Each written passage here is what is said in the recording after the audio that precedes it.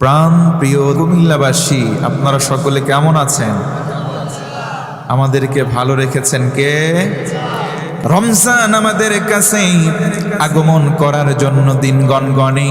ও ভাইরা, এই সময় নবীজি আমার দোয়া করতেন, আল্লাহুম্মা বারিক লানা ফি রজব ওয়া শাবান ওয়া বাল্লিগনা রমাদান।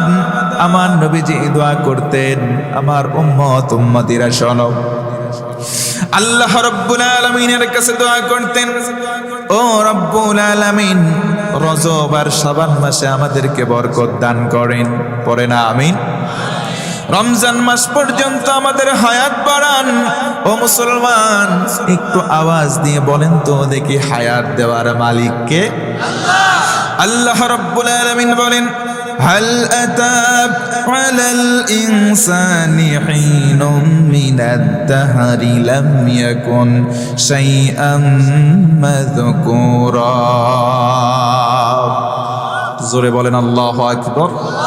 আল্লাহ রাব্বুল আলামিন বলেন, বান্দারি, তোমার কোনো নাম নাই, তোমার কোনো গন্ধ, তোমার কোনো অস্তিত্ব ছিল না, সেখান থেকে আমি রব্বুল আলামিন তোমারে মানুষ বানালাম। বলেন সুবহানাল্লাহ। এমনি ভাবে মানুষ বানানোর জন্য কোনোদিন আল্লাহর কাছে আমরা দরখাস্ত করি নাই। এই পৃথিবীতে তিনটা নিয়ামত আমরা পেয়েছি। ও দাউদকান্দের মুসলমান, একটু আওয়াজ দিয়ে বলেন, নিয়ামতের সংখ্যা একটা, দুইটা করে তিনটা। আওয়াজ দিয়ে বলেন তো, নিয়ামত কয়টা?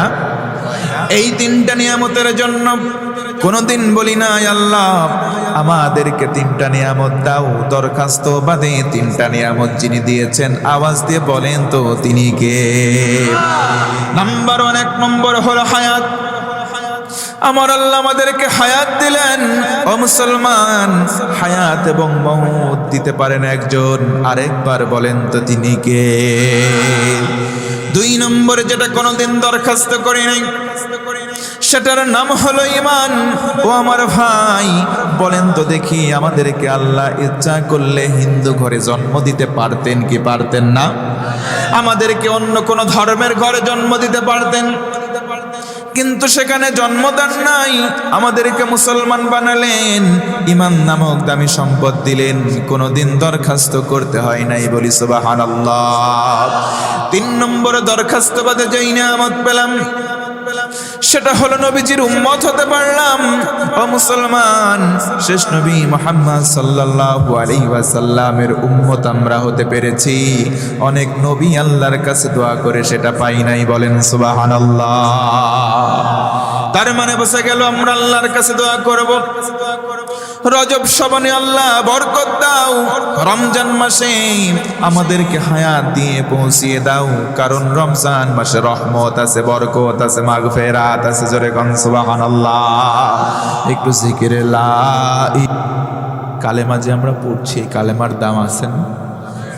সবাই বলেন কত? কত টাকা? টাকা দিয়ে কি পে করা যাবে? এর দাম কত? এত বেশি যে এর দামের কোনো মূল্য আমরা দিতে পারবো না। নবীজি আমার বলেন, in the day of judgement, কিয়ামতের দিন প্রতিটা মানুষকে একা একা ডাকা হবে ময়দানে মাহশার। একটা মানুষকে ডেকে আনা হবে, তার সামনে মিজানের পাল্লা, একটা ডান পাল্লা, একটা বাম পাল্লা। ডান পাল্লায় নেকি, বাম পাল্লায় বদি। যার ডান পাল্লা ভারী সে জান্নাতি, বাম পাল্লা ভারী সে জাহান্নামী। আল্লাহ রসুল বলেন, একটা ব্যক্তিকে ডেকে আনার পরে তার বাম পাল্লার ভেতরে 99টা গুনাহের খাতা দেওয়া আছে, ডান পাল্লায় কিচ্ছু নাই। লোকটা চিন্তা করবে, নিশ্চিত জাহান্নামে যাওয়া ছাড়া কোনো উপায়। কিন্তু আল্লাহ সেদিন বলবেন, আজকের দিনটা এমন দিন, এ দিনে বিন্দু পরিমাণ জুলম আমি আল্লাহ কোনো বান্দা বান্দির প্রতি করবো না। সুবহানাল্লাহ পড়বেন না? খুদ বিতাকা, একটা কাগজের টুকরা নিয়ে আল্লাহ তাআলা ফেরেশতাকে দিয়ে বলবেন, ফেরেশতা এটা নাও, বান্দার ডান পাল্লায় তুলে দাও। ডান পাল্লায় ছোট্ট কাগজের টুকরা দেওয়ার সঙ্গে সঙ্গে পাল্লাটা ভারী হয়ে যাবে। তাআজ্জাবা ফুলানান, লোকটা আশ্চর্যিত হয়ে জিজ্ঞেস করবে, মা হাযিহিল বিতাকা, হোয়াট ইজ দিস? এটা কি? এতগুলো এগেনস্টে খাতা, এক একটা খাতা এত মোটা। নবীজি বলেন, মাদ্দাল বাসার, চোখ যত দূর দেখতে পাই এত দূর বড় বড় এক একটা খাতা। আর মাত্র একটা কাগজের টুকরো দিল, ভারী হয়ে গেল। কি এমন লেখা আছে দেখি তো। তাকিয়ে দেখবে দুনিয়ার জীবনে বুক মুখ এক করে যে মধুর কালেমা পাঠ করেছিল, এই কালেমাটা কাগজের মধ্যে লেখা আছে। সুবহানাল্লাহ পড়েন। নবীজি ভিন্ন হাদিসে বলেন, মান ক্বালা লা ইলাহা ইল্লাল্লাহ দাখালাল জান্নাহ, যে ব্যক্তি বুক মুখ এক করে কালেমা পড়বে আল্লাহ তাআলা কোনো শর্ত ব্যতি রেখে তার জান্নাতে বানাবেন। সুবহানাল্লাহ পড়েন। সুবহানাল্লাহ পড়েন। এই কালেমার দাম কম না বেশি? অনেক বেশি। প্রাণের ভাইরা, একটু এলোমেলো মনে হচ্ছে। সমাজের মধ্যে মাহফিল দিতে চান, মাহফিলে বাধা আছে। যেখানে যদি যাত্রার একটা গান দিতে বাড়ির লোকজন, দেখতেন যে টিকিট কেটে লোকের ভিড় জমানো হয়তো। কথা বলেন ঠিক? সমাজের মানুষ যখন ভালো কাজের দিকে আগায়, সমাজের অন্যান্য মানুষ তার ঠ্যাং করে পিছায়। কথা বলে না কেন? তিনজন বন্ধু রাস্তা দিয়ে হেঁটে যান, দোকানে চায়ের দোকানে বসে গিবত করে, কারণ এখন প্রতিটা বাংলার চায়ের দোকানে একটা গিবতের আঁকড়া হয়ে গেছে। তিনজন বন্ধু বসে আছে, দুইজন বন্ধু এবার কি করতেছে, আরেকজন বন্ধুর নামে গিবত করে। তিনজন বলে ঠিক ঠিক। তিনজন বন্ধুর একজন হঠাৎ ইমার্জেন্সি উঠে চলে গেছে, এবার বসে থাকা দুইজন বন্ধু উঠে যাওয়ার বন্ধুর নামে গিবত শুরু করে। আপনি সমাজে এক ধাপ আগাবেন, সমাজের মানুষ 10 ধাপ আপনারে ধরে পিছন দিকে টেনে নামবে। তার মানে আপনি ভালো কাজ করবেন, কদর নাই। কথা বলেন ঠিক কিনা? কিন্তু মুসলমান খাওয়া আছে যেখানে আমরা আছি, খাওয়া আছে যেখানে আমরা আছি সেখানে। এটা গল্প বলি ভাই, বোঝানোর জন্য। মনোযোগ আছে আপনাদের? এক এলাকায় ছিল 3টা বন্ধু, একটা মুসলমান, একটা ইহুদি আর একটা খ্রিস্টান। রাস্তা দিয়ে হেঁটে যাচ্ছে, যেতে যেতে গিয়ে দেখে ওই জায়গায় একটা রুটির দোকান। বলে, বন্ধু চলো দুপুরবেলা আমরা অপরাহ্নে ওই জায়গায় নাস্তা করব, রুটি কিনে নিয়ে যাই, পাউরুটি। চেনেন তো আপনারা? ঠিক আছে, পাউরুটি কেন, চলো। এই পাউরুটি দাও 3টা, 5 টাকা করে দাম, 15 টাকা। কয় টাকা? তো ওই দোকানের নিয়ম ছিল, কেউ যদি 3টা পাউরুটি একসঙ্গে কিনে আরেকটা ফ্রি দেওয়া হয়। বাঙালি ফ্রি পাইলে আল কাতরাও খায়। 3টা যখন ক্রয় করেছে, তার সঙ্গে আরেকটা ফ্রি দেওয়া হয়েছে। তো 3জন মিলে গাছতলায় বসে 3টা ভাগ করে খাওয়া শেষ। মুসলমান বলতেছে আরেকটা রয়ে গেছে, ওটা তো রেখে লাভ নেই, চলো ভাগাভাগি করে খাই। কারণ মুসলমান আছে যেখানে, খাওয়া দেখলে মুসলমান ছাড়ে না। কথা বলতে হবে ভাই। তো অন্য দুইজন বলতেছে পেট তো ভরা, এখন একটু থাক, আমরা জিরাই, ক্ষুধা লাগবে যখন এই রুটিটাই 3 ভাগ করে খাবো। তখন কি করা যায়? চলো আমরা এখন বিশ্রামের নিমিত্তে দুপুরবেলা এখানে থাকি, কারণ সারাদিন টোটো করে ঘুরবো, খেয়ে দে কোনো কাজ নাই, শুধু রাস্তা দিয়ে টোটো করে ঘুরে বাস ও বাংলার জমিনে তাকাবেন, অনেক বখাটে আছে, কোনো কাজ নাই, রাস্তা দিয়ে টোটো করে ঘুরে আর বলে পাড়ার ভিতরে ওই বাড়ির পাশে একটু বেশি ভ্রম করে, কারণ ওই বাড়িতে একটা সুন্দরী মেয়ে আছে। কি আছে না নাই? আমি বলবো ওদের স্বভাব আর ভাদ্র মাসে কুকুরের স্বভাব এক স্বভাব। কুকুর যখন ভাদ্র মাস আসি, 10টা 12টা কুকুর একটা মেয়ে কুকুরের পেছনে শুক শুক করে ঘুর ঘুর করে, তেমনি ভাবে 10টা 12টা বখাটে ছেলে পেলে এই সময় একটা সুন্দর সুশ্রী মেয়ে পাইলে তার পেছনেও ঘুর ঘুর করে কুকুরের মতো। কথা বলেন ঠিক কিনা? আল্লাহ আমার ওই সমস্ত ভাইদের হেদায়েত দাও, পড়েন আমিন। 3 বন্ধু যখন ওখানে বিশ্রাম নিচ্ছে, তখন সিদ্ধান্ত নিচ্ছে মুসলমান, চল এক কাজ করে আমরা শুয়ে যাই, ঘুম দেই। ঘুম থেকে উঠবো, ঘুমের মধ্যে যার স্বপ্ন আশ্চর্যের হবে, এই রুটি সে একাই খাবে। 3 জন রাজি হয়ে গেছে, ঘুমায় গেছে। মুসলমান চোখ বন্ধ করে আছে, মাগার ঘুমায় না। ওই 2 জন যখন ঘুমায় গেছে, আস্তে করে উঠে নাকের কাছে দিয়ে দেখে যে ঘুমাইছে কিনা। দেখে 2 জন গভীর করে নিমগ্ন। আস্তে করে উঠে রুটিটা নিয়ে খেয়ে মুখ মুছে শুয়ে আছে। হঠাৎ করে ওখান থেকে খ্রিস্টান উঠে বলতেছে, বন্ধু ইহুদি ওঠো। মুসলমান চুপ করে আছে, ওর ঘুম ভাঙে না, কারণ ইচ্ছা করে জেগে আছে, চোখ বন্ধ করে আছে ইচ্ছা করে। ও ভাই, ঘুমন্ত মানুষকে ডাকা গেলেও ইচ্ছা করে যদি ঘুমের ভান করে থাকে, তাকে ডেকে তোলা সম্ভব নয়। খ্রিস্টান বলতেছে, দোস্ত আমার তো রুটি হয়ে গেছে। কেন? আমার স্বপ্ন আশ্চর্যের। কি স্বপ্ন দেখেছো আগে এক্সপ্লেইন করো, বলো। আমি স্বপ্ন দেখলাম আমার নবী ঈসা আমার 2য় আসমানে ডেকে নিয়েছে, বলে উম্মত আমি তোর উপরে খুশি, ওই যে রুটি, ওই রুটি তুই খা। ও ভাইয়া দাউদ কান্দির, বলেন তো রুটি আছে? রুটি আছে? ইহুদি বলে, হ্যাঁ তোর স্বপ্ন হলো, আমি স্বপ্ন দেখলাম আমার নবী মুসা আমার 5ম 6ষ্ঠ আকাশে ডেকে নিয়েছে, নিয়ে বলতেছে উম্মত আমি তোর উপরে রাজি, ওই যে রুটি তুই খা। রুটি আছে। মুসলমান চুপ করে আছে, 2 জন যতই নড়ায় আর ওঠে না। অনেক কষ্ট করে উঠায় বসাইছে, বলে রুটি তো আমাদের ভাগে হয়ে গেছে। কেন, কি স্বপ্ন দেখেছ? এই স্বপ্ন দেখছি। তোদের স্বপ্ন হলো বাদ দে, আমার স্বপ্ন আরো আশ্চর্য। কি স্বপ্ন দেখেছো বলো? আমি তো স্বপ্ন দেখি নাই। তোরা যখন তিনজনই আমরা একসঙ্গে ঘুমালাম, তোরাও গভীর ঘুমে নিমগ্ন, বিশাল একটা দৈত্য এসে হাজির, বড় একটা মুগুর নিয়ে উঁচু করে বলতেছে, এ মুসলমান, তাড়াতাড়ি রুটি খা, নইলে তোর মাথা ফাটালাম। জীবন বাঁচানোর তাগিদে আমি রুটি খেয়ে ফেলিস। দুইজন বলতেছে, এত বড় বিপদ গেল, আমাদেরকে ডাকলে না? বলে, ডাকবো কি করে? চোখ খুলে দেখে একজন দ্বিতীয় আসমানে, একজন ষষ্ঠ আসমানে, দুনিয়ায় কারো খোঁজ নাই। তার মানে ভাইয়েরা, মুসলমান খাওয়া আছে যেখানে আমরা আছি, এ কাজ কি করা ভালো? জোরে বলেন ভালো? আমার বন্ধু মনোযোগ বাড়ায় দেন। রমজান মাস এমন মাস, এই মাসে মুসলমানরা আমাদের জন্য ফরজ হলো দিনের বেলা না খেয়ে থাকা। তার মানে বসে গেল, মুসলমান খাওয়া আছে যেখানে আমরা থাকবো না। আমরা সবাই সুখী সমৃদ্ধ সুন্দর রাষ্ট্র বিনির্মাণে আমরা সবাই কাজ করব, বলেন ইনশাআল্লাহ। এই জন্য রমজানের প্রস্তুতিমূলক 1 নম্বর আমল হলো আল্লাহ রব্বুল আলামিনের বেঁধে দেওয়া আত্মশুদ্ধি করা লাগবে। 1 নম্বর হলো খাঁটি তওবা করা লাগবে। রমজানের প্রস্তুতি কিভাবে নেব? 5টা আমলের মাধ্যমে। নাম্বার 1, 1 নম্বর, আমরা খাঁটি তওবা করব কার কাছে? আল্লাহর কাছে। কেউ যদি তওবা করে, ও আমার কুমিল্লার ভাই, করতে পারো, রব্বুল আলামিন ওয়াদা করলেন, ঘোষণা দিলেন, তোমার পিছনের জীবনের তামাম গুনাহগুলো আল্লাহ রব্বুল আলামিন নেকি বানায়া দিবে। তার মানে রমজানের প্রস্তুতি নেওয়ার শুরুতে, রমজানের প্রস্তুতি নেওয়ার প্রারম্ভে তওবা করব। ও আমার বন্ধুগণ, বলেন তো তওবা করব কার কাছে? আল্লাহর নবীজি বলেন, কেউ যদি গুনাহ করে, ওই গুনাহগারদের ভেতরে ওই পাপী আল্লাহর কাছে সেরা পাপী, যেই পাপী পাপ করার সঙ্গে সঙ্গে তওবা করে কার কাছে? এই জন্য আমাদের জীবনে গুনাহ হতেই পারে।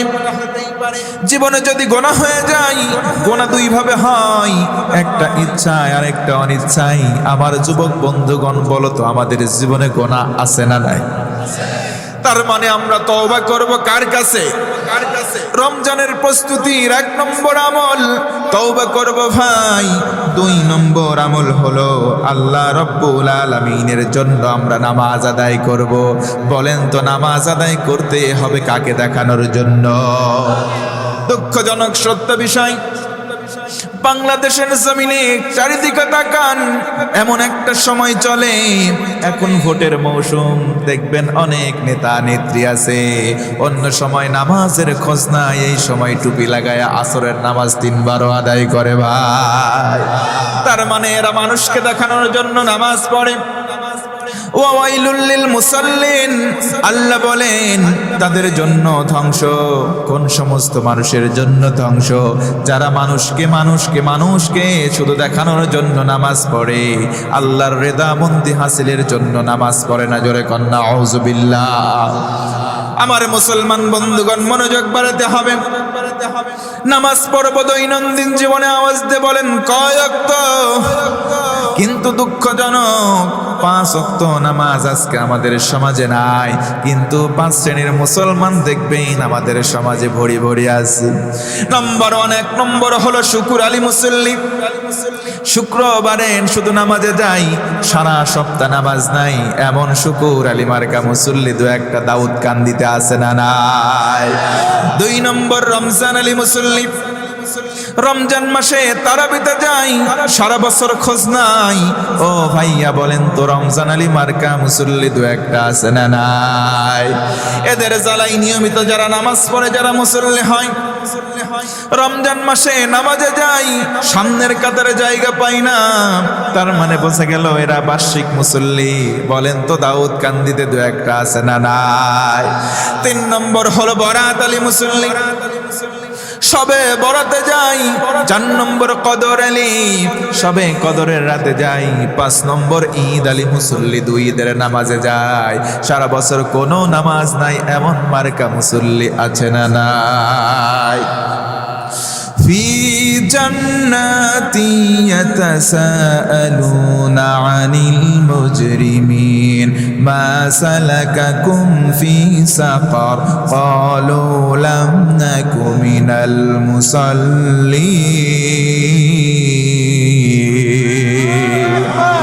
আল্লাহ রাব্বুল আলামিন বলেন বান্দারে জান্নাতি আর জাহান্নামী দুই দল ভাগ হয়ে গেল। জান্নাতীরা জাহান্নামীদের প্রশ্ন করবে জাহান্নামে কেন আসলা সাকারে? তারা বলবে লাম নাকু মিনাল মুসাল্লিন, দুনিয়াতে নামাজ পড়ি নাই। ও ভাইরা বলেন তো দেখি জান্নাতি আর জাহান্নামী দুই দল কি সমান হতে পারে? একটু জোরে বলেন পারে? আল্লাহ রাব্বুল আলামিন বলেন লা ইয়াস্তাবি আসহাবুন নারি ওয়া আসহাবুল জান্নাহ আসহাবুল জান্নাতি হুমুল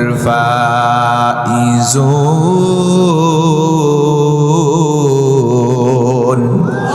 আল্লাহ রাব্বুল আলামিন বলেন বান্দারি জান্নাতি আর জাহান্নামী দুই দল সমান নয়। জান্নাতি হবে যারা চূড়ান্ত সফল হবে, তারা বলেন সুবহানাল্লাহ। জান্নাতীরা জাহান্নামীদের দেখার পরে বলবে ভাই জাহান্নামে কেন আসলে? তারা বলবে লাম নাকু মিনাল মুসাল্লিন, দুনিয়াতে নামাজ পড়ি নাই এই কারণে জাহান্নামে। ও ভাইরা বলেন তো নামাজ না পড়লে জাহান্নামে যাওয়া লাগবে কোনো সন্দেহ? তার মানে নবীজি আমার এই জন্য বলেন আউয়ালু মা ইউহাসাবু বিহিল আবদ ইয়াউমাল কিয়ামাতিস সালাত, কিয়ামতের দিন সর্বপ্রথম যেটার হিসাব নেওয়া হবে সেটার নাম হলো নামাজ। অনেক মুরব্বি আছে দেখবেন নামাজ পড়ে না, গিয়ে বলবেন মুরব্বি বলো তো মাগরিবের নামাজ কয় রাকাত? মুরব্বি বলবে জানি না। আপনি পাল্টা প্রশ্ন করবেন মুরব্বি শুনলাম কয়েকদিন আগে একটু জমি ক্রয় করেছেন। মুরব্বি বলবে জমি ক্রয় করেছে মানে জমির দাগ নাম্বার এত, খতিয়ান নাম্বার এত, পরসা নাম্বার এত, আরএস রেকর্ড নাম্বার এত, এসআই রেকর্ড নাম্বার এত, সব কিছু ঠুটস্থ বলে দেয়। মাগার নামাজ কোন নামাজ কয় রাকাত বলতে পারে না এমন মুরব্বি দু একটা এই দাউদ কান্দিতে আছে না? না। আমি বলবো মুরব্বি থামার সময় হলো, তোমার নামাজ ধরার সময় এসে গেছে। কিয়ামতের সময় নামাজের হিসাব আগে, কথা বলেন ঠিক কি না? জমির কোনো হিসাব নাই, টাকা পয়সার কোনো হিসাব নাই, কারণ নবীজি বলেন ইন্নাল্লাহা লা ইয়ানজুরু ইলা সুওয়ারিকুম ওয়া আমওয়ালিকুম। আল্লাহ নবী বলেন আল্লাহ কিয়ামতের দিন তোমার চেহারা দেখবেন না, তোমার মাল দেখবেন না, বরং দেখবেন তোমার কলিজার মধ্যে আল্লাহর ভয় আছে কিনা। জোরে কেন আল্লাহু আকবার। ও মুসলমান, এই জন্য দৈনন্দিন আমরা যারা সমবেত হলাম নামাজ পড়বো, জোরে বলেন কয় ওয়াক্ত? শুধু আমরা পড়বো নাকি আমার মা বোনদের পড়া লাগবে? মা বোনদেরও পড়া লাগবে। অনেক যুবক যুবতী আছে স্কুল কলেজ পড়ুয়া, কিন্তু তারা এশার নামাজ পড়ে না, ফজর কোন দিক দিয়ে যায় টেরও পায় না, আছে না নাই? রাত্রিবেলা শয়ন করে সকাল কোন দিক দিয়ে হয় টের পায় না, 10টা 11টা বাজে এরপরে ঘুম ভাঙে। আমি বলবো যুবক বন্ধু, যদি তোমার ঘুম ভাঙে তোমার জন্য সকাল, আর যদি ঘুম না ভাঙে তোমার জন্য যেটা হবে সেটার নাম পরকাল, কথা বলেন ঠিক কিনা? কেমন করে ঘুমাও তুমি, কেমন করে ঘুমাও তুমি ফজর করে কাজা, এমনও তো হতে পারি জোহরে জানাজা তোমার, এমনও তো হতে পারে জোহরে জানাজা। এই জন্য আমরা নামাজ পড়ব দৈনন্দিন জীবনে কয় ওয়াক্ত? আমার আল্লাহ বলেন ইন্নাস সালাতা তানহা আনিল ফাহশাই ওয়াল মুনকার। বান্দারে যদি নামাজের মতো নামাজ হয়ে যায়, সকল অশ্লীলতা পাপাচার তোমার ভিতরে থেকে আমি আল্লাহ দূর করে দেব। শুধু তাই নয়, আল্লাহ বলেন বান্দারি ওয়াসজুদ ওয়াক্তারিব, আমি আল্লাহর কদমে সিজদা দাও, আমি আল্লাহ তোমার কাছাকাছি হব, না হয় তুমি আমি আল্লাহর কাছে চলে আসবা। তার মানে নামাজের মাধ্যমে আল্লাহর নৈকট্য লাভ করা যায়, বলি সুবহানাল্লাহ। এই নামাজের ট্রেনিং আমরা দেব রমজানের আগেই। অনেকে রমজান মাস আসলে টুপি দেয় মাথায়, দাড়িটা লম্বা করে, আবার যখন ঈদের রাত চলে আসে, মানে চাঁদ যেদিন আসে চাঁদ রাতে সফা সব কেটে ফেলে। আছে না নাই? এইগুলো আল্লাহর সঙ্গে মস্কারি করার সমান হয়, আল্লাহর সঙ্গে ইয়ারকি করার সমান হয়। ও মুসলমান, মস্করা ইয়ারকি করা আল্লাহর সঙ্গে যায়। জোরে বলেন যায়। এই জন্য একটু আওয়াজ দিয়ে বলেন তো দেখি ভাইরা, আমরা দৈনন্দিন জীবনে নামাজ পড়বো কয় ওয়াক্ত? 1 নম্বর আমল হলো আল্লাহর কাছে তওবা করব, 2 নম্বরে নামাজ পড়ব। ও মুসলমান, তাহলে একটু মনোযোগ বাড়ায় বলেন তো দেখি 3 নম্বর আমল আল্লাহর কাছে কান্নাকাটি করে দোয়া করা। আল্লাহর কাছে কান্নাকাটি করে দোয়া করার দরকার আছে না নাই? আল্লাহর কাছে কান্নাকাটি করে দোয়া করব। ওই সময় কোরআনের তেলাওয়াত বাড়ান ও মুসলমান, কারণ কোরআন যদি কেউ তেলাওয়াত করে, মুফাসসির বলেন সে যেন সরাসরি আল্লাহর সঙ্গে কথা বলে। সুবহানাল্লাহ। কারণ কোরআনটা হলো কালামুল্লাহ। কালামুল্লাহ মানে হলো আল্লাহর কথা। আল্লাহর কথা যদি কেউ বলে, পড়ার সময় আল্লাহর সঙ্গে কথা হয়, আমার আল্লাহ প্রতিটা আয়াতের জবাব বান্দাকে সঙ্গে সঙ্গে দেন। জোরে বলুন সুবহানাল্লাহ। এই জন্য বলেন তো কোরআন বেশি বেশি পড়ার দরকার আছে না নাই? নবীজি আমার বলেন, মান ক্বারা হারফাম মিন কিতাবিল্লাহ ফালাহু বিহি হাসানাহ। আল্লাহু আকবার বলেন। নবীজি বলেন, শোনো উম্মত, কেউ যদি কোরআনে কারীম থেকে একটা হরফ তেলাওয়াত করো, কমসে কম একটা নেকি তোমাকে একটা হরফের বিনিময়ে দেওয়া হয়। ওই নেকিকে 1 গুণ রাখা হয় না। নবীজি আমার বলেন, উম্মত শুনে নাও, একটা নেকিকে 10 গুণ বাড়ানো হয়। কেউ যদি একটা হরফ তেলাওয়াত করে, সঙ্গে সঙ্গে 10টা নেকি তার আমলনামায় দিয়ে দেওয়া হয়। তার মানে আমরা কোরআন পড়ব বেশি বেশি, কারণ এই কোরআনটা রমজান মাসে নাজিল হয়। ও মুসলমান, রমজান মাস আসলে কোরআন পড়ার জন্য মন স্থির করব। এই জন্য প্রিপারেশনটা রমজানের আগের মাসেই নেব ইনশাআল্লাহ। ভাইরা, কষ্ট হচ্ছে আপনাদের? জি ভাইয়া। আর যদি একটু সময় চালাই থাকা যাবে ইনশাআল্লাহ। যদি কষ্ট না হয় 2টো হাত উঁচু করে বলেন তো আল্লাহু আকবার। এইভাবে আমি বলবো লিল্লাহে তাকবীর, সবাই হাত উঁচু দিকে। লিল্লাহে তাকবীর।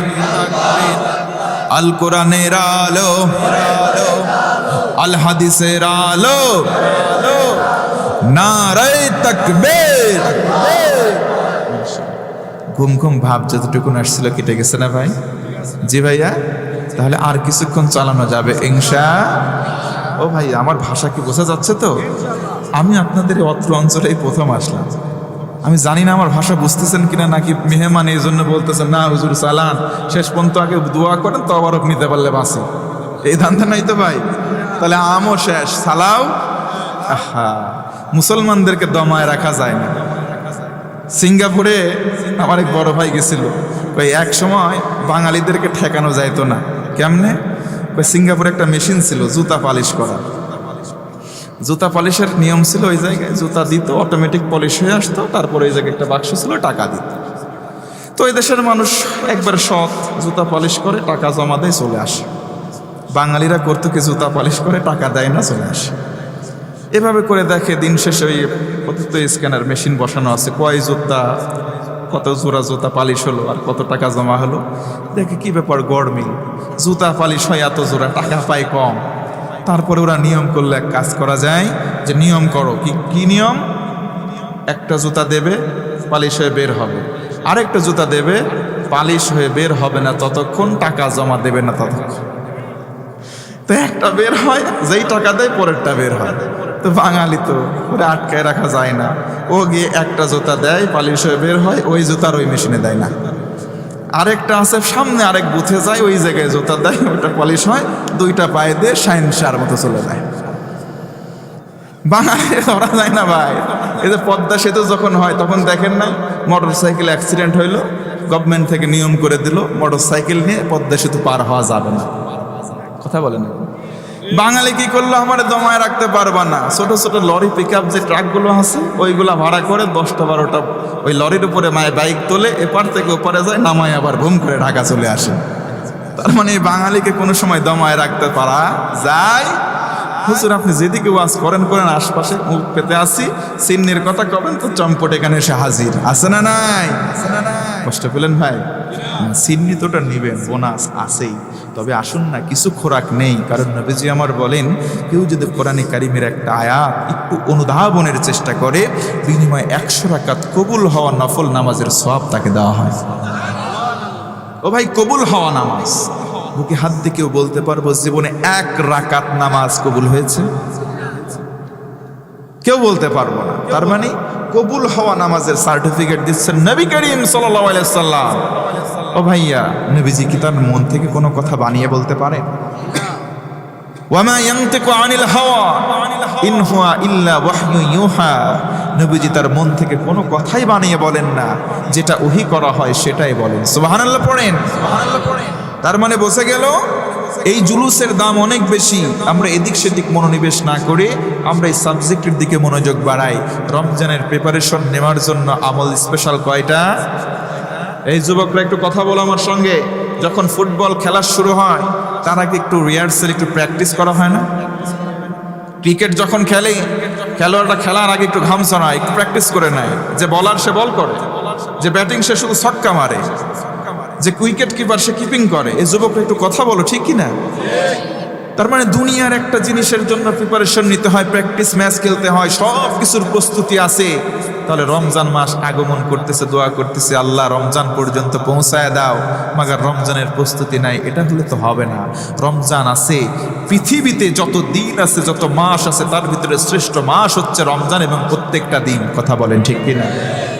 ওই মাসের দাম এতটা ছিল না। শাহরু রমাদান আল্লাযী উনজিলা ফীহিল কুরআন, কোরআন নাজিল যখন থেকে হয়েছে রমজান মাসে, রমজান মাসের দাম যিনি বাড়িয়েছেন তিনি কে?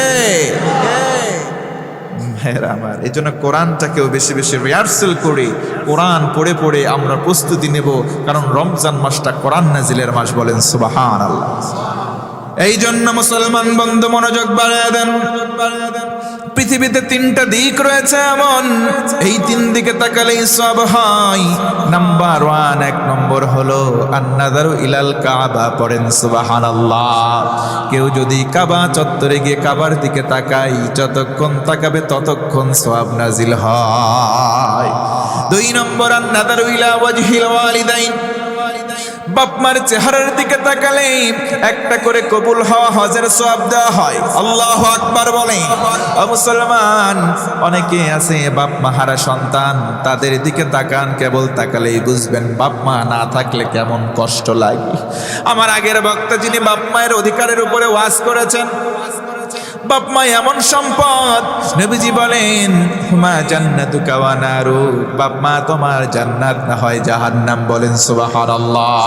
এই জন্য বাপ মার সঙ্গে সুন্দর আচরণ করার দরকার আছে না নাই? আল্লাহ রাসূল বলেন 3 দিকে তাকালে সওয়াব হয়।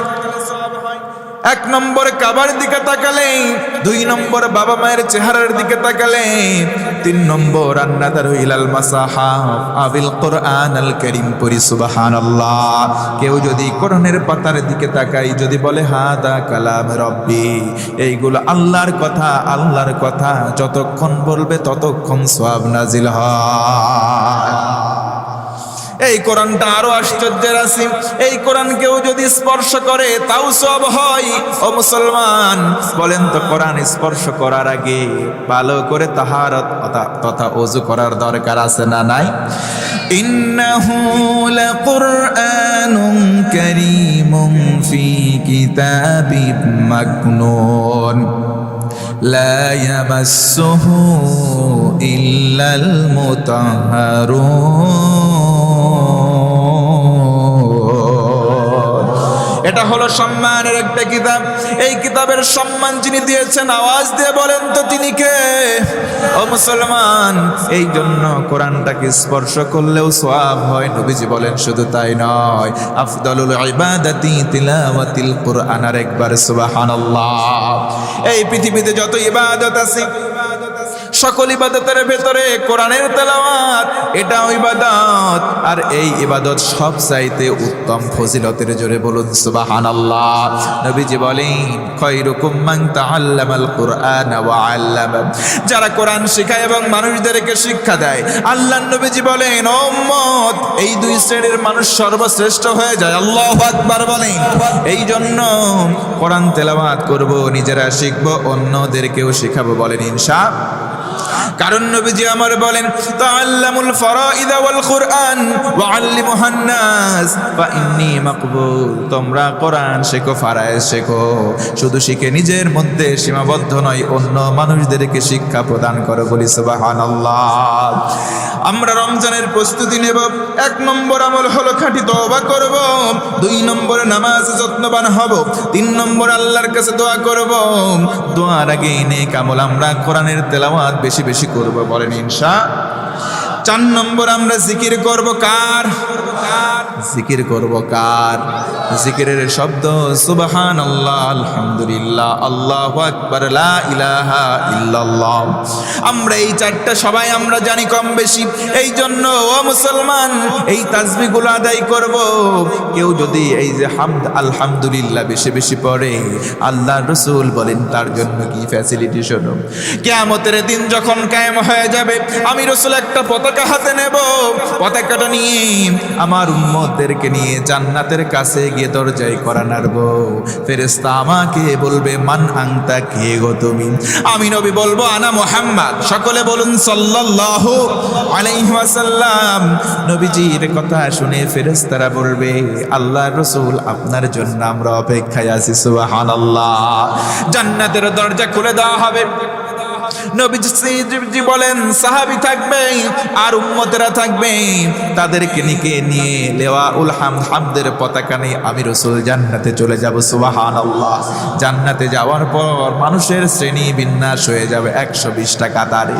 জান্নাতি মানুষগুলোর ফ্যাসিলিটি হবে 120টা কাতারের মধ্যে সীমাবদ্ধ। নবীজি আমার বলেন শোনো, আমার উম্মতেরা পাবে 80খানা কাতার, বাকি থাকে 40টা কাতার পাবে আলা সাইল উমাম।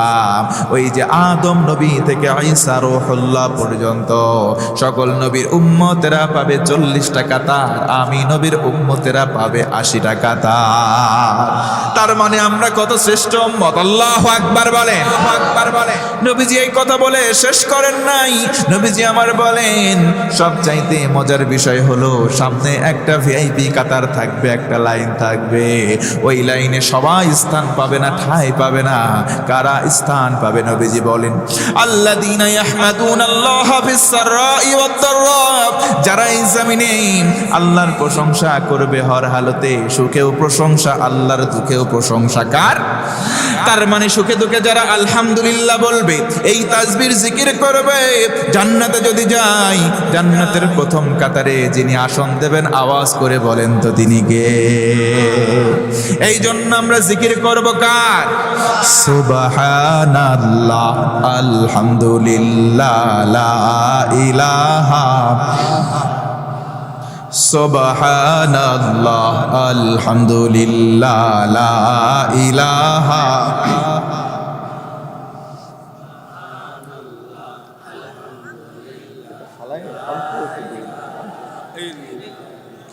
তুমি বাঁচাও, তুমি মারো, অবিরত ক্ষমা করো।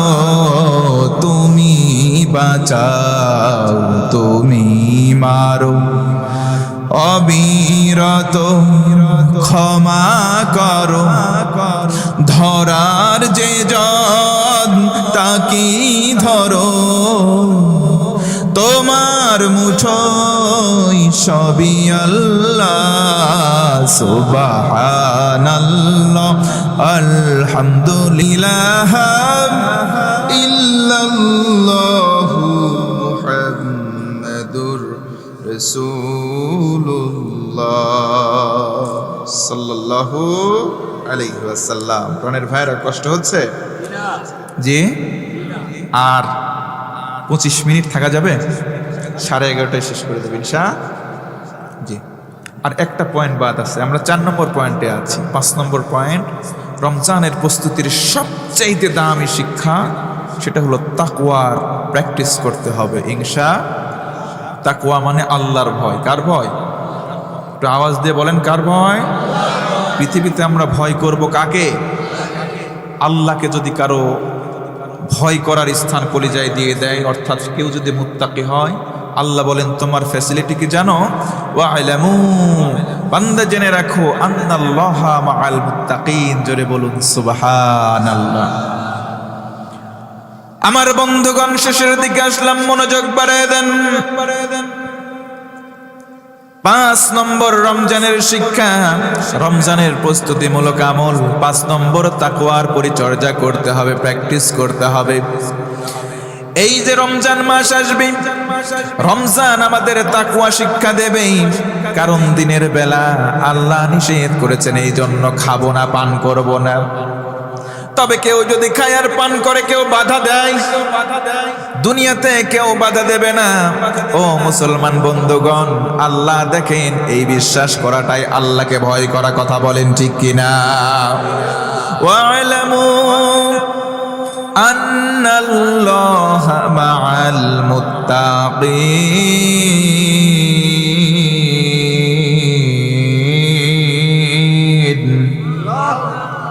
আল্লাহ রাব্বুল আলামিন বলেন, তুমি যদি মুত্তাকি হও, আমি আল্লাহ তোমার সঙ্গী হব। ভাইরা বলেন তো, আল্লাহ যদি কারো সঙ্গী হয়, তার কোনো চিন্তা থাকতে পারে? এই জন্য বলবো, রমজান আসার আগেই 5টা আমল করব। আমার সঙ্গে বলেন, রমজান আসার আগে প্রস্তুতিমূলক আমলের সংখ্যা কয়টা? 1 নম্বরে তওবা। জোরে বলেন, 1 নম্বরে কি? 2 নম্বর নামাজ। আওয়াজ দিয়ে বলেন তো, 2 নম্বর কি? 3 নম্বর কোরআনের তেলাওয়াত। জোরে বলেন তো, 3 নম্বরে কি? 4 নম্বর জিকির। জিকির করব কার? 5 নম্বর কলিজার মধ্যে ভয় রাখবো, আল্লাহর ভয় করব কার? এই 5টা আমল যদি কেউ করে, তার জীবনটা কেমন ভাবে পরিবর্তন হয়, তার জীবনটা কেমন ভাবে আল্লাহর কাছে গ্রহণযোগ্য হয়। একটা সাহাবীর ঘটনা থেকে আপনাদের মিসাল দিতে চাই, যদি অনুমতি পাই দেওয়া যাবে ইনশাআল্লাহ। আল্লাহর নবীর জামানায় নবীজি আমার কোরআন হাতে নিলেন, মানুষেরা দাঁড়ে দাঁড়ে যান। এমন খবর যখন চারিদিকে রটালো, আল্লাহর নবীর কাজে বাধা দেওয়া শুরু হয়ে গেল। আল্লাহর নবীজি সিজদায় থাকেন, কাফেররা উটের পচা নারী ভুরি নবীজির মাথা মোবারকের উপরে চাপিয়ে দেয়। আল্লাহর নবীজির মনটা খারাপ হয়ে গেল। নবীজি একাকী বসে রইলেন। আমার আল্লাহ সান্ত্বনা বাণী শোনালেন, তাহা মা আনজালনা আলাইকাল কুরআনা লিতাশকা। জোরে আল্লাহু আকবার। আল্লাহ রাব্বুল আলামিন বলেন, হাবিব আপনি মন খারাপ করবেন না, কোরআন এই জন্য দেই নাই আপনার ভাগ্য নষ্ট হবে না, বরং কোরআন দিলাম আপনার ভাগ্যকে সুমহান বানাবো। সুবহানাল্লাহ। এই কথা চারিদিকে যখন ছড়িয়ে গেল, নবীজির দাওয়াত বন্ধ করতে চাই, কাফেররা সিদ্ধান্ত নেয়, দূর থেকে যারা কাবা ঘর প্রদক্ষিণের জন্য আসবে তাদেরকে বলবো, আমাদের এলাকায় একটা পাগল আছে, নাম তার মুহাম্মদ। আমাদের এলাকায় একটা মাজনুন আছে, তোমরা তার কাছে যাবে না, সে কি বলে সেটাও শুনবা না। নাউজুবিল্লাহ। লোকেদের কাছে বলা হয়। এবার বহিরাগত লোকজন সিদ্ধান্ত নিল, হায় পাগল যদি হবে বলার কি আছে, চলো তো পাগল দেখে তারপরে দেশে যাব, পাগল না দেখে ফিরবো না। পাগল দেখার জন্য তারা চলে গেল। নবীজি আমার দ্বিপ্রহরের সময় প্রস্তরময় বালুকাময় পরিবেশ, পাথরের উপরে বসে বসে, উত্তপ্ত বালুকাময় পরিবেশ, উত্তপ্ত রোদের মধ্যে বসে বসে নিরিবিলি নবীজি আমার কোরআন তেলাওয়াত করেন। সুবহানাল্লাহ। দূর থেকে তারা তাকিয়ে দেখে, ওই যে বসা আছে যাকে পাগল বলা হয়, তাকিয়ে দেখে দ্বিপ্রহরের সময় কোথা থেকে এক খণ্ড মেঘ এসে পাগলের মাথায় ছা দেয়। ও মুসলমান, আওয়াজ করে বলেন সুবহানাল্লাহ। তারা দূর থেকে দেখতে পায় একটা সুন্দর সুশ্রী যুবক সেখানে বসা। সিদ্ধান্ত নিল, কিরে পাগল যদি হবে মাথার চুলে থাকবে জট, গায়ে থাকবে সালা কিংবা চট, এত সুন্দর সুশ্রী পাগল তো আমরা জিন্দেগিতে চোখে দেখি নাই। জোরে কোন সুবহানাল্লাহ। নবীজির চেহারা মোবারকের দিকে তাকাই ও মুসলমান, আবার সূর্যের দিকে তাকাই। তারিখুল ইসলাম সাক্ষ্য দেয়, জায়গায় তারা বলতে বাধ্য হয়, এরে কেমন পাগল দেখলাম, পাগলের চেহারার কাছে সূর্যের আলো অম্লান হয়ে যায়। নবীজির চেহারা মোবারক কত সুন্দর ও মুসলমান। আমার মনোযোগ দেন, আমার কথার দিকে মনোযোগ বাড়ায় দেন। নবীজির চেহারা মোবারক কত সুন্দর, এদিকে তাকান। আল্লাহর নবীর সাহাবী হযরতে বেলাল নবীজির সামনাসামনি থাকতেন, হযরতে আলী থাকতেন। মাঝে মধ্যে এমন হয়, একদিন হযরতে আলীর পেটের মধ্যে চরম ক্ষুধা লেগে গেল। আল্লাহর নবীর সন্ধানে তিনি চলে গেলেন, মসজিদে কোরআন আনলেন, আসসালামু আলাইকা ইয়া রাসূলুল্লাহ। ঘর থেকে কোনো আওয়াজ তিনি পান নাই, জায়গায় দাঁড়িয়ে আছেন। সাহাবীরা আহলে সুফফারে বসা, ডেকে বলে আমার নবীজি কই? সাহাবীরা বলে কেন এসেছো আলী, কারণটা একটু আমাদেরকে বলো। হযরতে আলী বলেন অনেকক্ষণ হয়ে গেছে, আমার পেটে কোনো দানা পানি নাই, খুব ক্ষুধার্ত, এই জন্য নবীজির কাছে আসলাম। সাহাবীরা বলে তাড়াতাড়ি আলী তুমি বাড়িতে চলে যাও, নবীজি তোমাকে খাবার দিতে পারবে না, কারণ তুমি ক্ষুধার্ত আছো কয় বেলা। আল্লাহর রাসূল প্রায় 3 থেকে 4 দিন না খাওয়া। আজকের দিনে কষ্ট করে সকালবেলা কোথা থেকে পাথর পেটে বাঁধা, নবীজি চলে যান। ও আলী তুমি চলে যাও, আল্লাহর রাসূল তোমাকে, আমি তো নবীর কাছে খাবার চাইতে আসি নাই। আমি আলীর যখন পেটে ক্ষুধা হয়, আমি দৌড়িয়ে মসজিদে চলে আসি, নবীজির সামনাসামনি বসি, নবীজির চেহারা মোবারক খানা দেখি, দেখার সঙ্গে সঙ্গে আমার ক্ষুধা নিবারণ হয়ে যায়। আমি তো এই কারণে এখানে আসলাম ও আমার সাথী ভাই, আমি তো খাবার চাইতে আসি নাই। এই জন্য ভাইরা নবীর চেহারা মোবারকের মান শান্তি দিয়েছেন তিনি কে? ওই যে বিদেশিরা আসলো দূর থেকে দেখে পাগল মোহাম্মদ, নাউজুবিল্লাহ কোন, সিদ্ধান্ত নেয় হয় এত সুন্দর পাগল তো জিন্দেগিতে চোখে দেখি নাই, চল তো কাছে যায়।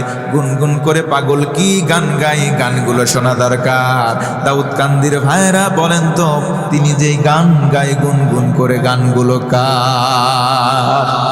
দূর থেকে তারা কাছাকাছি হয়ে যায়, কান থেকে আঙ্গুল সরাই, নবীজির জান্নাতি জবান, জান্নাতি কোরআনের তেলাওয়াত তাদের কানে প্রবেশ করে কানের মধ্যে থাকে নাই, সরাসরি কলিজায় আঘাত এনেছে। জায়গায় দাঁড়িয়ে তারা ধর্মের বুকে লাথি দিয়ে মুসলমান হয়ে যায়। নবীজি আমার কোরআনের দাওয়াত দেন, চারিদিকে প্রচার আর প্রসার হয়ে যায়। মক্কার জমিন থেকে দাওয়াত দেন, মদিনায় চলে যায়। আবু যর গিফারি রাদিয়াল্লাহু তাআলা আনহু তখন ইসলাম কবুল করেন নাই। তিনি নবীজির বার্তা শুনে সিদ্ধান্ত নিলেন মুহাম্মদ সম্পর্কে ধারণা আমার লাগবে। সুবহানাল্লাহ। ছোট ভাইকে তিনি পাঠিয়ে দিলেন, যাও তো মক্কার জমিনে চলে যাও। তখনও তিনি ইসলাম কবুল করে নাই, ছোট ভাইকে পাঠিয়ে দেয়, কিছু সামান দিয়ে দেওয়া হলো, যাও তো তুমি মক্কায় যাও, যেই ব্যক্তি দাওয়াতি কাজ করে নাম তার মুহাম্মদ, তার সম্পর্কে খবর নিয়ে আসো। কষ্ট হচ্ছে না? আল্লাহর নবীর সাহাবী আবু যর গিফারি তখন ইসলাম কবুল করে নাই। ছোট ভাইকে পাঠানো হয়, ছোট ভাই চলে যায় খবর নিয়ে। কদিন পরে আবার ইয়াসরিব তথা মদিনায় ফিরে আসেন। বড় ভাইকে যেই সংবাদ দিল হযরতে আবু যর গিফারি, সেই সংবাদে তুষ্ট হতে পারেন নাই। সিদ্ধান্ত নিলেন, তোমার এই সংবাদ আমাকে শান্তি দিতে পারলো না, তুমি আমার খেজুর বাগান দেখো, আমার পশুগুলো দেখো, আর তোমাকে আমি দায়িত্ব দিয়ে গেলাম, আমি আবু যর এখন নিজেই যেতে চাই, সেখানে গিয়ে মুহাম্মাদের সম্পর্কে তথ্য আমি নিজেই আনতে চাই। বলেন সুবহানাল্লাহ। আল্লাহর নবীর সাহাবী হযরতে আবু যর গিফারি রাদিয়াল্লাহু তাআলা আনহু আস্তে ধীরে করে সামান নিয়ে তিনি মক্কায় চলে গেলেন। যাওয়ার পরে কাবা চত্বরের পাশ ঘেঁষে বসে রইলেন, কিন্তু নবী মুহাম্মদকে কোথাও খুঁজে পেলেন না। সিদ্ধান্ত নিলেন এই জায়গায় বসে থাকবো, আমি তো বুঝতে পারবো কোনটা মুহাম্মদ, কারণ লোকজন তার কাছে থাকবে, কিন্তু নবী আমার তখনও প্রকাশ্যে ইসলামের দাওয়াত দেন নাই। সিদ্ধান্ত নিলেন এই জায়গায় বসে থাকবো, কিন্তু আমি কেমনে মুহাম্মদকে খুঁজে পাবো? সিদ্ধান্ত মোতাবেক বসে রইলেন। কিন্তু দিন হয়ে যায়, দিন গড়িয়ে সন্ধ্যা হয়ে গেল। সন্ধ্যার পূর্বক্ষণে ওই জায়গায় বসা, পাশ দিয়ে হেঁটে যাচ্ছিলেন অনেকজন, কিন্তু কেউ তাকে জিজ্ঞেস করে নাই তুমি কোথা থেকে আসলে। সর্বশেষ একজন আল্লাহর নবীর সাহাবী হযরত আলী রাদিয়াল্লাহু তাআলা আনহু পাশ দিয়ে হেঁটে যাওয়ার সময় বললেন, ভাই তুমি দেখে মনে হচ্ছে আগন্তুক, আজ নবী তুমি মুসাফির, কোথা থেকে এসেছো, কাকে চাও?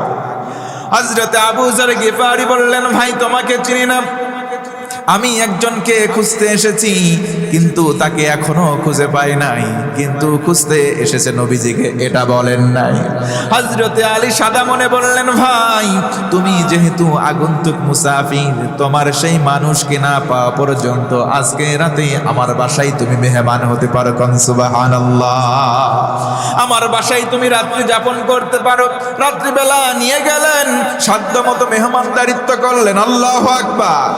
রাত্রি যখন শেষ, সকালবেলা হযরতে আলী রাদিয়াল্লাহু তাআলা আনহু আবার ওই জায়গায় গিয়ে ওই ব্যক্তিটাকে ছেড়ে দিলেন, থাকো, তোমার সেই কাঙ্ক্ষিত ব্যক্তিটাকে তুমি খুঁজে পেলেও পেতে পারো। কিন্তু দ্বিতীয় দিন চলে গেল, এখনো নবীর সন্ধান পায় নাই। সন্ধ্যা হয়ে যায়, আবার আলী রাদিয়াল্লাহু আনহু রাস্তা দিয়ে ফিরে যায়। ওই অবস্থা দেখে বলে, ভাই তোমার কাঙ্ক্ষিত মানুষকে তুমি কি এখনো পাও নাই? লোকটা ডেকে বলে, না তো আমি এখনো পাই নাই। হযরতে আলী বললেন, চলো আজকে আমার বাড়িতে তুমি মেহমান পড়ি। সুবহানাল্লাহ। দ্বিতীয় দিন আবার নিয়ে গেলেন, খাদ্যখানা দিলেন, সাধ্যমতো থাকার ব্যবস্থা করে দিলেন। পরের দিন সকালবেলা আবার নিয়ে গেলেন, এমনি করে 3 দিন হয়ে যায়। আবার তৃতীয় দিন বাড়িতে নেওয়ার পরে এই দিন জোর করে ধরেছে, বলো তো দেখি ভাই, 3 দিন তুমি এমন কোন মানুষের খোঁজে আছো যেই মানুষের সন্ধান 3 দিনেও তুমি পাও নাই? হযরতে আবু যর গিফারি তখন বললেন, তুমি একজন বিশ্বস্ত মানুষ ভাই, এই কথা তোমাকে বলা যায়? আমি গোপনে গোপনে এসেছি, আমার বাড়ি মদিনায়, আমি মক্কায় আসলাম নবী মুহাম্মদ সাল্লাল্লাহু আলাইহি ওয়াসাল্লাম সম্পর্কে আমি ধারণা নিতে। আমি তো তার পরিচয় কাউকে জিজ্ঞেস করতে পারি না, ভয় হয় অন্তরে। আল্লাহু আকবার বলে। এই জন্য নিজে নিজে খোঁজার চেষ্টা করলাম, কিন্তু 3 দিন হয়ে গেল পার, আমি এখনো নবী মুহাম্মদ সম্পর্কে তথ্য পেলাম না। হযরতে আলী বলেন, একেবারে সোজা দরজায় তুমি কোরআনের রসে বলেন সুবহানাল্লাহ। আল্লাহু আকবার। জায়গা মতো তুমি বলেছো, তোমার কোনো টেনশন নাই, আগামীকাল সকালবেলা আমি তোমাকে নিয়ে যাব, নবীর সন্ধানে আমি তোমাকে নিয়ে যাব, নবীজির সামনাসামনি তোমার সাক্ষাৎ করিয়ে দেব। সুবহানাল্লাহ। তখনও তিনি ইসলাম কবুল করেন নাই। তারিকুল ইসলাম সাক্ষ্য দেয়, হাদিস নববী সাক্ষ্য দেয়, ওই যে রাত্রিবেলা সারা রাত্রি চিন্তা করলো সকালে নবীর সঙ্গে দেখা হবে, এই টেনশন, এই চিন্তায় তখনও ইসলাম কবুল না করলেও সারা রাত তার আনন্দে ঘুম হয় না। সুবহানাল্লাহ। সকালবেলা হয়ে গেল, হযরতে আলী বললেন, আমি সামনে সামনে যাব, তুমি আমার পেছন পেছন আসবে, তুমি যে আমার সঙ্গে আছো লোকজন যেন বুঝতে না পারে। আমি চলে যাব পাহাড়ের পাদদেশে যেখানে নবীজি থাকেন। নবীজি আমার ইসলামের দাওয়াত গোপনে গোপনে দেন, ওই জায়গায় থাকেন। আমি যেখানে সামনে সামনে যাব, তুমি আমার পেছন পেছন আসবে, কিন্তু বাহিরের লোকজন যাতে করে বুঝতে না পারে তুমি আমার সঙ্গে সঙ্গে যাচ্ছ।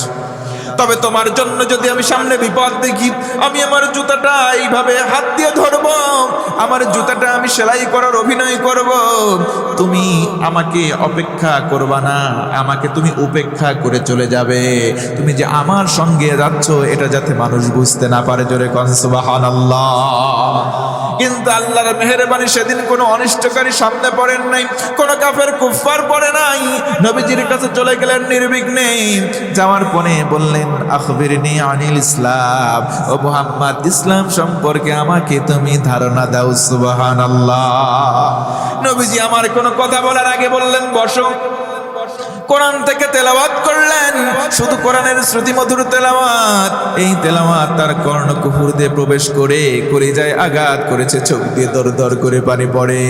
কোরআন তেলাওয়াত শেষ হতে না হতেই বলে, মুহাম্মদ তোমার হাতে হাত দিয়ে কালেমা পড়ে মুসলমান হতে যায়। সুবহানাল্লাহ কবেন না? আরো জোরে বলেন আল্লাহু আকবার। আবু যর গিফারি এবার সিদ্ধান্ত নিলেন আযান দেব, আল্লাহর নামের বরত্ব ঘোষণা করব, আল্লাহু আকবার বলবো, কাবার চত্বরে গিয়ে আল্লাহু আকবার বলবো। কিন্তু নবী বলেন এখনো সময় আসে নাই, পরে বইল। নবীর কথা না শুনে একবার নিজের ইশকে আল্লাহ রাব্বুল আলামিনের মহাব্বতে আল্লাহু আকবারের ধ্বনি দিতে গিয়েছে। ও পাশ থেকে কাফের কুফাররা এমন আঘাত করেছে, অজ্ঞান হয়ে গেছে আল্লাহর নবীর সাহাবী। জোরে নাউজুবিল্লাহ। বাইরে দিয়ে যাচ্ছিলেন কাফের কুফারদের নেতারা, দেখে বলে তোমরা কি ওই মানুষটাকে চিনতে পেরেছো? এটার নাম আবু যর, গিফার গোত্রে তার বাড়ি। তোমরা যখন মদিনায় যাবা, তোমরা তার বাড়ির সম্মুখ পান দিয়ে যাবা, তখন কিন্তু প্রতিশোধ নেওয়া হবে। আবু যর গিফারি কান্না জড়িত কণ্ঠে বললেন, আমি কারো প্রতিশোধ নেব না। জোরে কোন সুবহানাল্লাহ। ইসলামের জন্য মার খেয়েছেন, ইসলামের জন্য ত্যাগ করেছেন, ইসলামের জন্য তিতিক্ষা করেছেন মুসলমান। তবে সব সাহাবীরা কিন্তু এমন নরম ছিলেন না। আল্লাহর নবীর একজন সাহাবী ছিলেন ইসলাম মানার ক্ষেত্রে অতি গরম। একটু আওয়াজ দিয়ে বলেন তো সাহাবীর নামটা কি? হযরত ওমর ফারুক। নবীজি বলেন কেমন গরম, রাস্তা দিয়ে হেঁটে যাই, কমপক্ষে 40 দিন শয়তান ওই রাস্তার পাশাপাশি ভিড়তে পারে না। সুবহানাল্লাহ। যেদিন ইসলাম কবুল করলেন, নবীজিকে বললেন ইয়া রাসূলুল্লাহ, 3টা বিষয় জানতে চাই।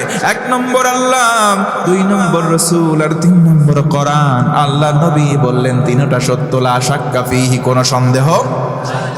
নবীজিকে পাল্টা প্রশ্ন করলেন, নবীজি আবার আমি জানতে চাই, বলেন তো এই 3টা যদি সত্য হয়, আমি ওমর অনুমতি চাই, মক্কার জমিনে কাবার চত্বরে আমি ওমর ছোট্ট একটা মিছিল দিবার চাই। আল্লাহ নবীজি প্রথমে অনুমতি দিলেন না, কিন্তু আল্লাহর পক্ষ থেকে গ্রিন সিগন্যাল চলে আসলো, অনুমতি দেওয়া হলো। সুবহানাল্লাহ। এই জন্য নবীজি বলেন আমার পরে কোনো নবী নাই, আমার পরে কোনো রাসূল নাই। যদি আমার পরে কেউ নবুয়ত পেত লাকানা ওমর। আল্লাহু আকবার। নবীজি বলেন আমার পরে কোনো নবী রাসূল নাই। যদি কেউ নবী হয়, যদি কেউ রাসূল হয়, হযরতে ওমরকে আল্লাহ রাব্বুল আলামিন নবুয়ত দান করবেন। সুবহানাল্লাহ। দেখেন নবীর পাশে মাত্র 10 জন সাহাবী।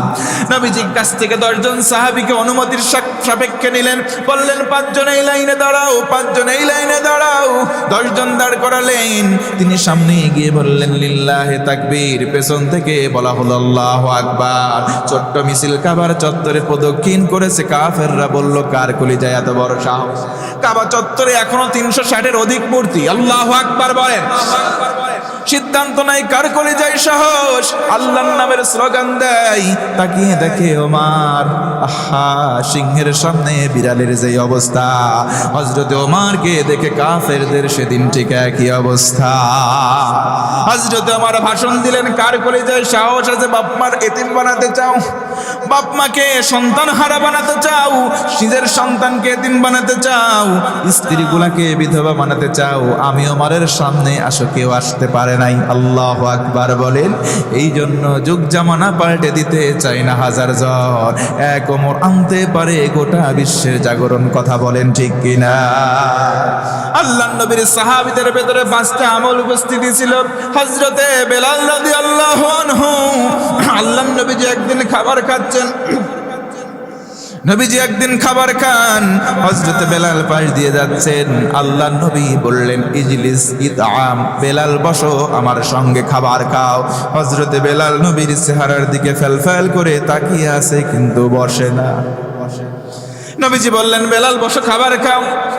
হযরতে বেলাল কান্না শুরু করলেন। নবীজি বললেন কাঁদো কেন বেলাল? হযরতে বেলাল বলেন ইয়া রাসূলুল্লাহ, আপনি হলেন মদিনার প্রেসিডেন্ট, আমি বেলাল হলাম গোলাম, এমনকি আমার বাবাও গোলাম, আমি হলাম কেনা গোলাম। একজন রাষ্ট্রপ্রধানের সঙ্গে এক পাত্রে খাবার খাবো, আমার কলিজায় সাহস নাই। নবীজি আমার বলেন কি বললি বেলাল?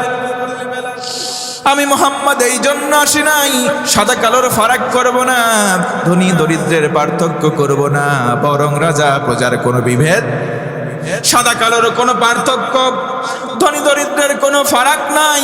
ইসলাম সাম্য শিখায়, মৈত্রী শিখায়, সমতা শিখায়। কথা বলেন ঠিক কিনা? ও আমার মুসলমান, এই জন্য আমরা বলতে চাই এই 5টা আমল আমরা দিল প্রাণ উজাড় করে মানার চেষ্টা করব ইনশাআল্লাহ।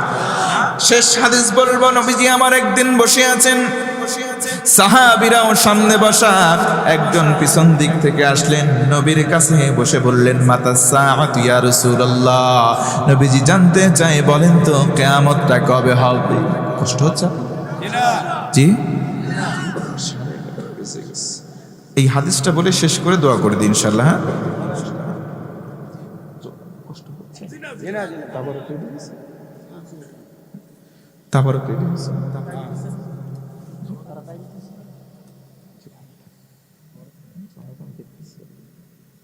ভাই শেষ করে দেব? তাকবীর দেন, লিল্লাহে তাকবীর। হয় নাই তাকবীরের আওয়াজ কম হলে দোয়া। লিল্লাহে তাকবীর, আরো জোরে লিল্লাহে তাকবীর। যুবকরাও দেয় না, মুরব্বীরা কয়জন আছে এরা দেয়। মুরব্বীদের আওয়াজ এখন বেশি, কথা বলেন ঠিক? আরে মুরব্বী হয়েছে তো কি হয়েছে, এখনো যদি বলা হয় মুরব্বী আরেকটা দেব, কবে রাজি কি? আবার কয় ঠিক। এই ক্যামেরা দেখা, ওনাদের বউদেরকে দেখাও, সব বাড়িতে গেলে ভাত বন্ধ হয়ে যাবে। বউকে ভয় পান আপনারা? আবার বলে জি না, সাহস কত! জি জি, বউকে ভয় পান? ওই এক এলাকায় ছিল একটা রাজা, ভাই ঘোষণা দিচ্ছে এলাকার ভিতরে, বউকে ভয় পায় না যে তাকে আমি হচ্ছে মেডেল দেবো, পুরস্কার দেবো, সোনার মালা। নির্দিষ্ট একদিন হয়ে গেছে, রাজা মশাই বলছে একটা লাইনে, এই লাইনে দাঁড়াবো, বউকে যারা ভয় করো এই লাইনে দাঁড়াবো, আর বউ যারা ভয় করো না এই লাইনে দাঁড়াবো। সবাই মহল্লার এসে এই লাইনে দাঁড়াইছে, বউকে ভয় পায় না ওই লাইনে কেউ দাঁড়ায় না। তো বিকালবেলা একবারে শেষ সময়ের কিছু সময় আগে এক হ্যাংলা পাতলা আমার জিকরুল্লাহর মতো এসে দাঁড়াইছে, বিনা প্রতিদ্বন্দ্বিতায় জিতে গেছে। রাজা মশাই ফুলের মালা আর সাথে সোনার মালা পড়ায় দিয়ে পুরস্কার দিচ্ছে। দেওয়ার পর রাজা বলতেছে, কিরে আমি রাজা, আমার রানীরে ভয় পাই, তোর ভিতরে কি মাল আছে একটু দেখা, কি মাল আছে দেখা, মেডিসিন একটু কৌশল আমাকে শিখাতে, আমি বুক ফান্ডল করবে চাই। রাজা মশাই এই কথা তো জোরে কওয়া যাবিলা নেই না, আমার কাছাকাছি আসেন, মুহে মুহে করি। কাছে ঠিক আছে ক, এই যে লোকজন দাঁড়ানো হয়েছে এনে দিন সরা দেন, আপনার ভাষা বুঝতে পারতেছেন? জি ভাই, আমার আঞ্চলিক ভাষা একটু কথা কই, কব। রাজা মশাই বলছে, হেনে তিনি তুই ক, হেনে তিনি ক, আমার কানে মিহির মুখে দিলে যা পারিস আস্তে দিলেই ক, সমস্যা নেই। তো রাজা মশাই করছে, না দিয়ালেরও কান আছে, হেনে দিন আপনার লোকজনের সরা দেন, ঘরে ভিতরে আসেন, হেনে দিন আমি আস্তে আস্তে করে কব না, সবাক সরা দিই, হেনে তিনি ডাকি লিয়ে আসি ঘরের ভিতরে কাছে, এবার ক, হেনে তিনি ক, কানে কানে ক। রাজা মশাই আমি তো বাড়িতে না আসবি ধরেছি, আমার বউ ঝাইট দিবের লগেছিলি, ঝাইট বুঝেন তো, ওইটান ঝাইট দিবের ধরেছে, ঝাইট দিবের লাগে ঝাঁটা মোটা হয়ে গেছে, ছোট হয়ে গেছে। আমার বউ হনে তিন ঝাঁটা তুলি আমা করে কছে, বিনসি যাইছাও যাও, ঝাঁটাটা সালাম করি তুই যাও, সবাই যে লাইনে দাঁড়াবি খবরদার তুই মিনসি ওই লাইনে দাঁড়াবি পারবো, উল্টে লাইনে দাঁড়াবো, নাহলে মুক্তা ঝাঁটার বাড়ি দিয়ে তোর কপাল সোজা করে ফেলবো। রাজা মশাই আমি তো ওই ভয়ে হেনে দাঁড়াইছি, সর তুই তো বেশি তোর ভয় পাস, কথা কন ঠিক কিনা? বলছেন ভয় পাইনি, ওরাই খোঁজ নিয়ে দেখেন ওরা বেশি ভয় পায়, কথা কন ঠিক কিনা? আল্লাহ আমাদের স্বামী স্ত্রীর মহব্বত বাড়াক, কোন আমি ভাই মাদের জন্য একটু ওয়াজ করা দরকার আছে না নাই? মাদের জন্য ওয়াজ করি, হাদিসটা বলবো। মায়েদের জন্য 4টা আমল, নবীজি বলেন 4টা আমল যদি মা বোনেরা করে, জান্নাতের 8টা দরজা তাদের জন্য খোলা, যে জান্নাত দিয়ে ইচ্ছা সে জান্নাত দিয়ে ওই মা ওই বোন জান্নাতে প্রবেশ করবে। সুবহানাল্লাহ কর, সুবহানাল্লাহ। 1 নম্বর আমল, মা বোন নামাজ পড়বে 5 ওয়াক্ত। 2 নম্বর রোজা পালন করবে, তবে অসুস্থতা জনিত কারণে যদি নামাজ কিংবা রোজা ছুটে যায় তাহলে পরবর্তীতে সংখ্যা পূরণ করবে। 3 নম্বর পর্দা। ও ভাইয়া পর্দা কি আজকে আছে? একটু জোরে বলতে হবে। পর্দা আছে কোথায়? ঘরের দরজার জানালায়। জি কথা বলেন না কেন? এমন এমন শাড়ি পরে, এগুলো শাড়ি না, ওইগুলো মশারি। ব্লাউজ পরে পিঠের মধ্যে ফিল বানায় রাখে, ফুটবলে ফিল বানায় রাখে। ও মা তুমি শাড়ি পরবা, পিঠের মধ্যে ফিল্ডের মতো বানায় রাখবা, আর আমার যুবকরা যদি একটু মেসি নেইমারের মতো কিক মারতে যায় এদের দোষ হয়ে যাবে। আবার বলেছি না পারবেন না, মারা যাবে না। অনেক মুরব্বী আছে ভাই, মুরব্বী বয়স হলো খাসলত কিন্তু যায় না, টুকটুকের বাড়ির সামনেই যায় কয়, টুকটুকের মা বয়স আমার বেশি না, চুল কটা পাহে গেছে বাতাসে, আছে না নাই? আমি বলবো মুরব্বী থামার সময় হয়েছে। কারণ তোমার এক পা কবরে চলে গেছে। কথা বলেন ঠিক কিনা?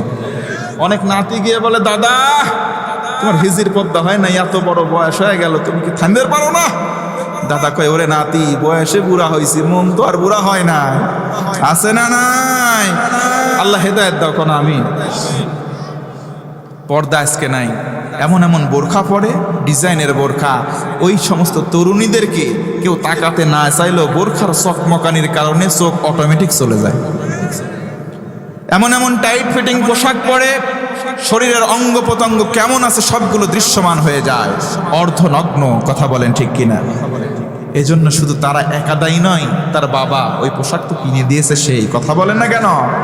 সেজন্য শুধু মেয়ে দায়ী নয়, শুধু বেটার বউ দায়ী নয়। আবার কিছু আছে দেখবেন, হাফ লেডিস, বেটা ছেলে বিয়ে করছে, বুক অর্ধলঙ্গ করে মোটরসাইকেলের পিছনে নেয়, মোটরসাইকেলে যায়, বাজারের মোড়ের উপরে যায়, বুম বুম করে, স্লো করে গিয়ার বাড়ায় পিকআপ।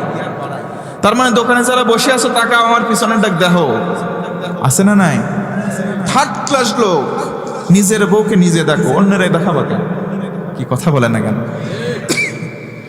পর্দা আজকে নাই। নবীজি দায়ুস বলেছেন পুরুষদেরকে, মহিলাদেরকে নয়। যে বাবা, যে বড় ভাই, যে স্বামী তার অধীনস্থ কন্যাদেরকে বেপর্দার জন্য উদ্বুদ্ধ করে, আল্লাহ তাআলা তাদের ধরার আগে ওই পুরুষদেরকে ধরবেন। নাউজুবিল্লাহ বলেন। 4 নম্বর স্বামীর খেদমত। ওমা, 1 নম্বর নামাজ, 2 নম্বর রোজা, 3 নম্বর পর্দা, 4 নম্বর স্বামীর খেদমত। স্বামীর খেদমত কি আজকে আছে? কষ্ট করি আমরা, বাড়িতে আসার পরে যদি বলি, ওগো একটু পানি ঢেলে দাও না, বলবো ওই দেখো জগ, ওই দেখো গিলাস, ওই দেখো কল, চাপ দিয়ে তুলে তুমি খাও আর 1 গ্লাস আমারে ঢেলে দাও। কি আছে না নাই? যদি আপনি বলেন এত বড় কথা বললি, আপনাকে বলবে, মিনসি বেশি কথা কইস নে, ঝাঁটার বাড়ি মুহের পথ দিয়ে বাড়িতে চলে যাবো না বাপের। কথা কন ঠিক কিনা? স্বামী স্ত্রীর ভিতরে আজকে বিভেদ, অধিকাংশ আজকে বিচ্ছেদগুলো হচ্ছে স্বামীর মুখে মুখে তর্ক করার কারণে। তবে আমরা কিছু আসি ভাই, সহ্য করে যাই, কষ্ট করে, ছেলে পেলের মুখের দিকে তাকায়, সন্তান হয়ে গেছে 2টা 4টা করে, সন্তানের মুখের দিকে তাকায়, অনেক পুরুষ আসে সহ্য করে যাচ্ছে। কথা বলেন ঠিক কিনা? ও মা, এই কাজগুলো করবেন না। কিছু কিছু পুরুষ আসে খাসলত খারাপ, বউদেরকে ভালোবাসবে চায় না। আমরা সবাই বউদেরকে ভালোবাসি তো? জি জি, আওয়াজই নাই। যে বলতেছে জি, ওর বিয়েই হয় না।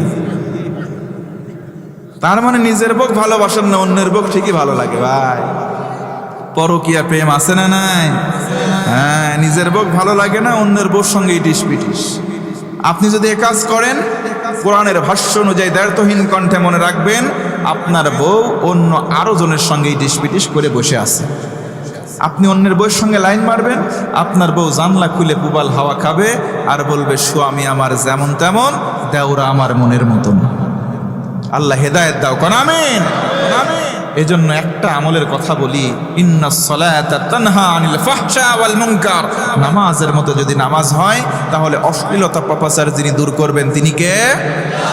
আসলে আমাদের নামাজ হচ্ছে না, নামাজের মতো নামাজ হচ্ছে না। যদি হতো তাহলে পাপাচার, এই অশ্লীলতা থাকতো না। এজন্য ভাইয়েরা আমার, করজোরে মিনতি করি, আসুন নামাজটাকে অন্তত অ্যাকুরেট করার চেষ্টা করি। কারণ ইনশাআল্লাহ আরেকবার একটু জিকিরে লা ইলাহা।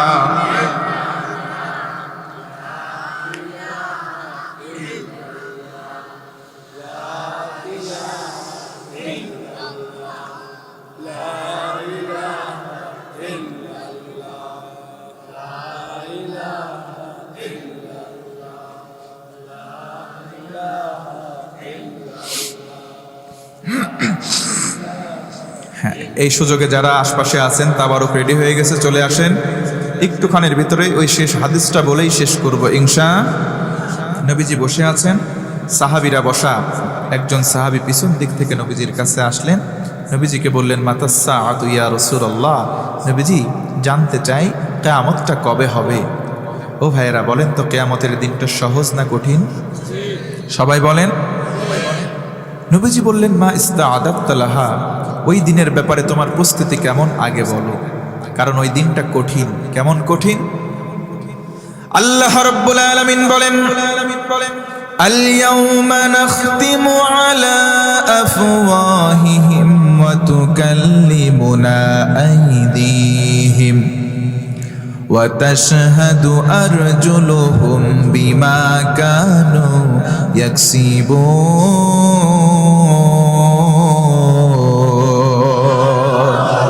আল্লাহ রাব্বুল আলামিন বলেন বান্দারে কিয়ামতের দিন জবান বন্ধ থাকবে, হাত দুই কথা বলবে, পা দুইটা সাক্ষ্য প্রদান করবে।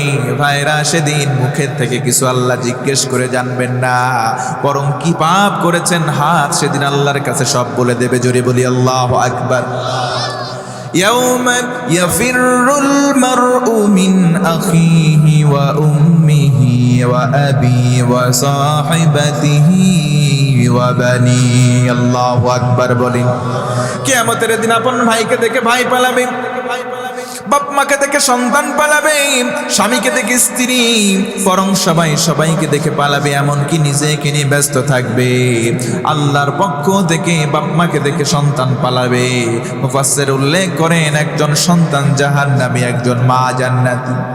মায়ের কাছে সন্তানটা গিয়ে বলবে, মা কত কষ্ট করে লালন পালন করলে গো মা, আজকে জাহান্নামে আসলাম, মাত্র একটা নেকির অভাব, তুমি যদি একটা নেকি দাও আজকে আমি জান্নাতে যেতে পারবো।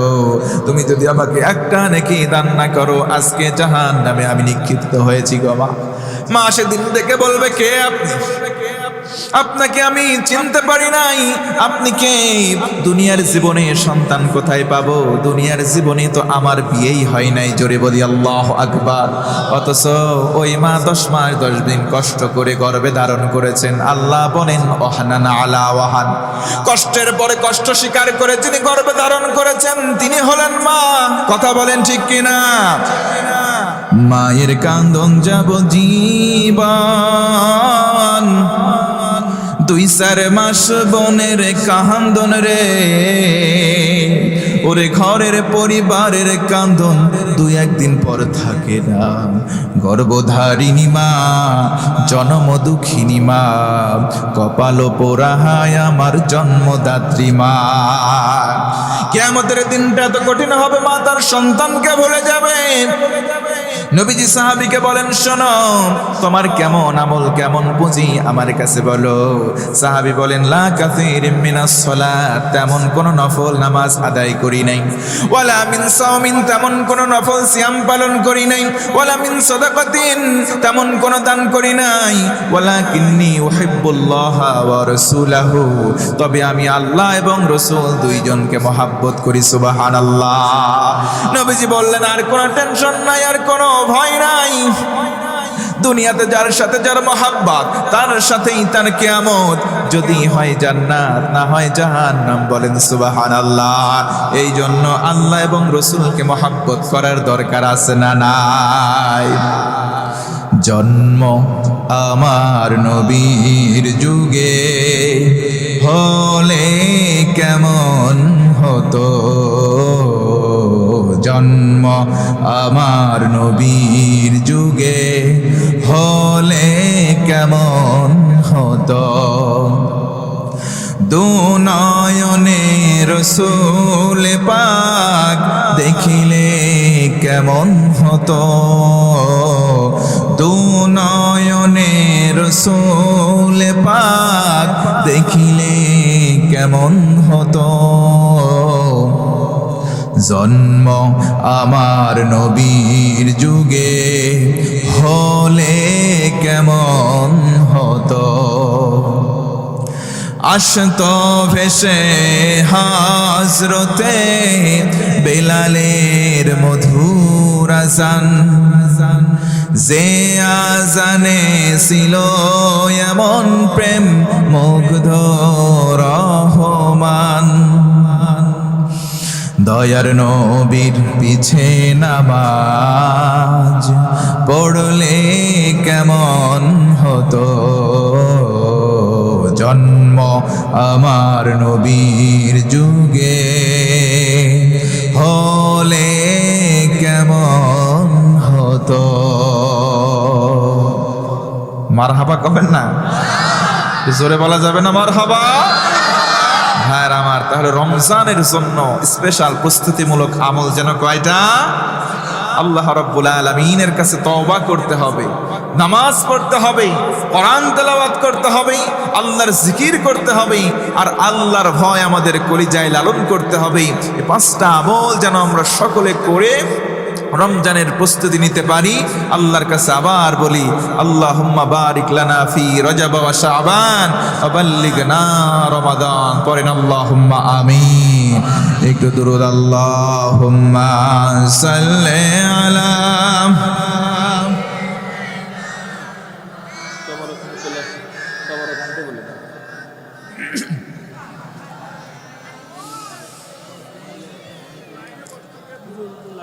আচ্ছা